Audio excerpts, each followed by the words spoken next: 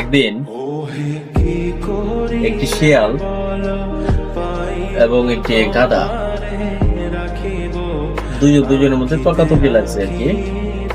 গাধা বলতেছে আমি সবচেয়ে চালাক প্রাণী, শিয়াল বলতেছে না আমি সবচেয়ে চালাক প্রাণী। তখন তাদের মধ্যে আর কি একটা তুমুল ঝগড়া লাগছে।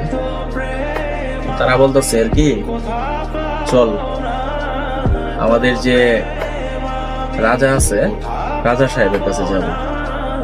তাদের তো আবার রাজা তো সিংহের কাছে গেছে। সিংহকে গিয়ে বলতেছে, শিয়ালে বলতেছে আর কি তো প্রভু গাধা আমার সাথে চালাক সে তর্কাতর্কি করতেছে আর কি। সে বলতেছে সে নাকি এই প্রাণীদের মধ্যে সবচেয়ে চালাক প্রাণী। আচ্ছা এটা কি আসলে ঠিক? আপনি বলেন তো। তখন তাদের রাজা সে বলতেছে আর কি না গাধা যা বলতেছে তাই ঠিক। সে গাধাই হচ্ছে আর কি সে সবচেয়ে চালাক প্রাণী। তখন এই বইলা গাধাকে বিদায় করে দিল। তো গাধাকে বিদায় করে দিছে। এখন শিয়াল দাঁড়ায় দিছে। শিয়াল বলতেছে আচ্ছা এটা আপনি কি এমন বিচার করলেন? প্রাণী জগতে সবাই জানে আমি সবচেয়ে চালাক একটা প্রাণী, আর আপনি আজকে রায় দিলেন গাধাকে।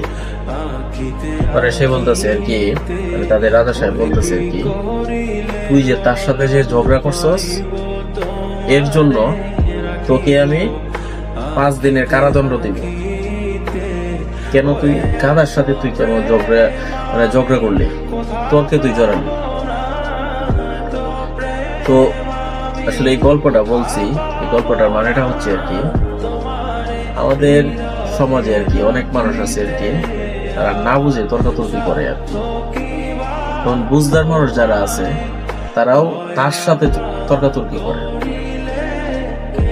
তো যারা বুঝে তারা তো মনে করেন সে যেটা বলতেছে সেটা রাইট, এটা আমরা সবাই জানি।